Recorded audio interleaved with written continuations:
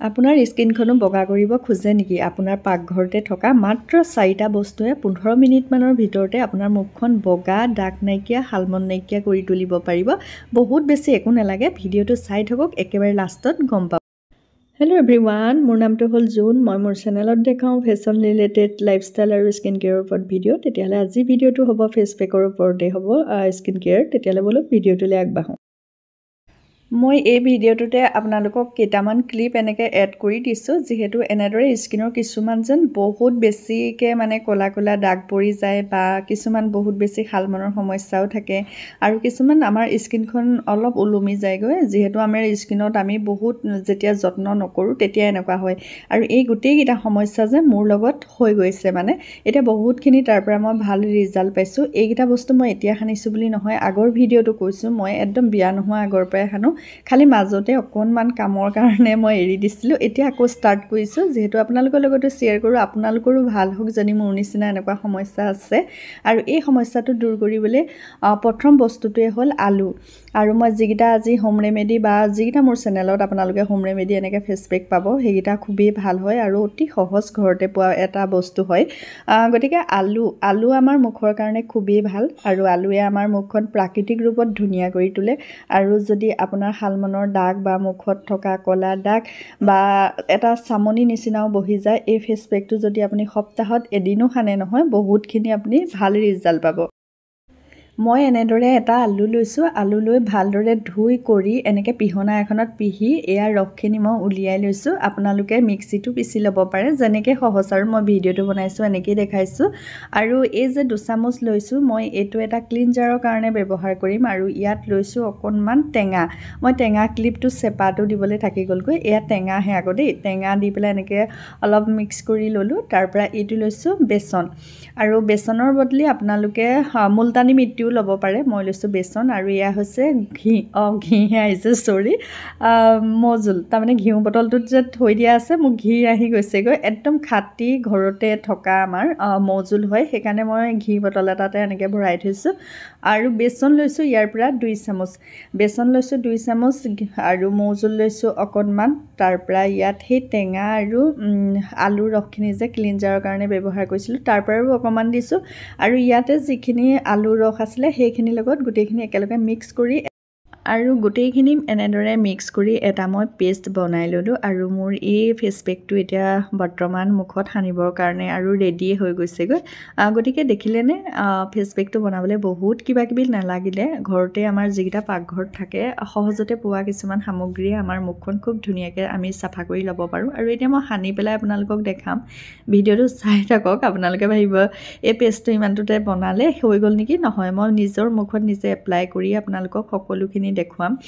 আৰু মই কৈছোঁৱে, মই স্কিনৰ বিষয়ে বহুত বেছি নাজানো, কিন্তু এটা কথা ক'ব পাৰোঁ, যদি আপোনাৰ স্কিনৰ বহুত বেছি কিছুমান সমস্যা আছে, তেতিয়াতো স্কিনৰ ডক্তৰক দেখুৱাবই লাগিব, নহয়নে?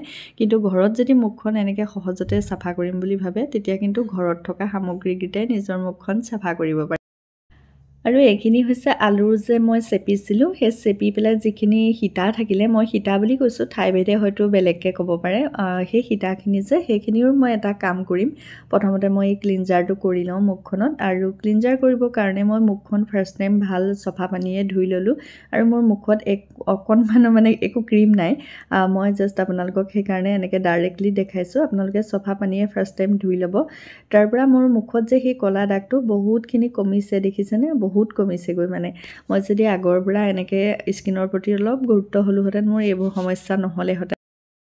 আৰু পানীও খাব লাগে দেই, পানীটো খালেও আমাৰ স্কিনখন বহুত ভালে ৰাখে। মোৰ পানী খোৱাটো বাৰু কম, সেইটো কাৰণেও মোৰ কিছুমান সমস্যা হ'ল। আপোনালোকে কিন্তু পানীটো খাই থাকিব দেই, মাজে মাজে পানী খাব লাগে।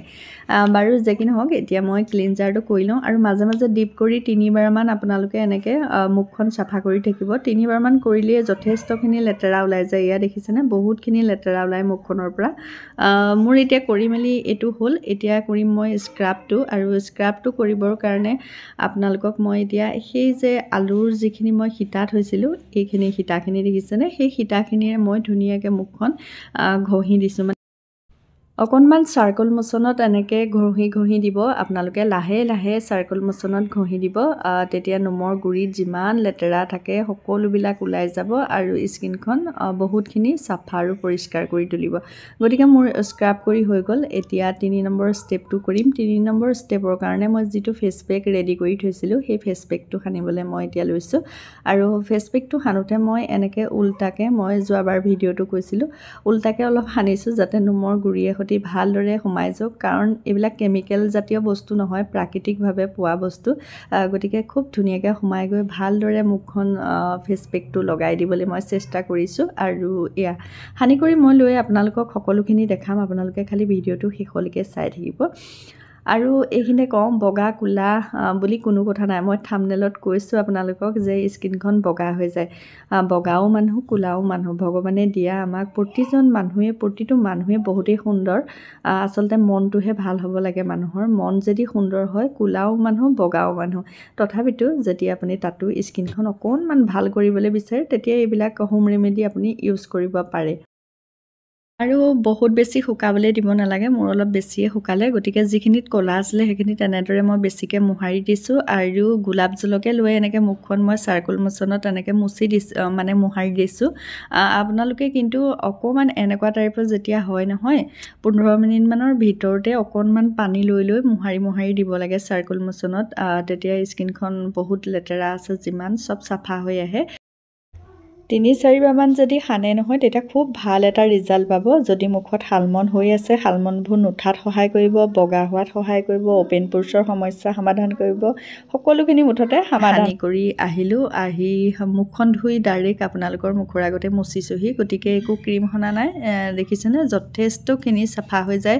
আৰু যেতিয়া ফেচ পেকটো সানি কৰি ধুই কৰি এনেকৈ স্কিনখন মানে নিজৰ আইনাত চোৱা হয় নহয় খুব ভাল লাগে হাতেৰে চুইও ভাল লাগে আৰু আপোনালোকে ধোৱাৰ পিছতে মইশ্চাৰাইজাৰ সানিব মই এনেদৰে গোলাপ জলেই সানি দিছোঁ আৰু মুখত বেলেগ ক্ৰীম একো সনা নাই আৰু সানি কৰি হৈ যোৱাৰ পিছত ফুটটোও লৈ আহিলোঁগৈ বাৰু এনেকৈ বেয়া লাগে ন মুখৰ আগত ওলাবলৈ আপোনালোকৰ গতিকে এতিয়া এয়া সানি কৰি হোৱাৰ পিছত নিজৰ স্কিনখন সঁচাকৈ খুব ভাল লাগিছে আৰু আপোনালোকৰ আগত এনেদৰে মই ভইচ অভাৰ কৰিয়ে কৈছোঁ আৰু যদি ভাল লাগিলে লাইক কৰিব কমেণ্ট কৰিব আৰু শ্বেয়াৰ কৰি দিব যদি মোৰ এনেকুৱা ভিডিঅ' লাগে এইটো ভিডিঅ'টো যদি মই আগৰটো নিচিনাকৈ মৰম পাওঁ আকৌ নেক্সটত মই যদি নাইট চিৰামৰ ওপৰতো আনিব পাৰোঁ ভিডিঅ' নহ'লে মেখেলা চাদৰ ওপৰতো মই ভিডিঅ' আনিব পাৰোঁ গতিকে ডিঙিটো থাকি গ'ল সেয়াই কৈ আছোঁ মই যে ডিঙিটো মোৰ থাকি গ'ল প্ৰতিবাৰে মই আপোনালোকক ডিঙিটো নেদেখুৱাওঁ অকল মুখখনতে সানি দেখাওঁ যদি আপোনালোকে ডিঙিটোতো সানিব ডিঙিটো সানিলে ডিঙিয়ে মুখে ধুনীয়াকৈ চাফা হয় মই মুখখনত যে সানিলোঁ তাৰপিছত চাইছোঁ কিন্তু ডিঙিটোতকৈ মুখখন অকণমান বেছি বগা মানে চাফা হৈ গ'ল সেইকাৰণে কৈছোঁ যিমান পাৰে ডিঙিটো সানিব গতিকে যদি ভাল লাগিলে পুনৰবাৰ কৈছোঁ লাইক কমেণ্ট শ্বেয়াৰ কৰিব নতুনসকলে ছাবস্ক্ৰাইব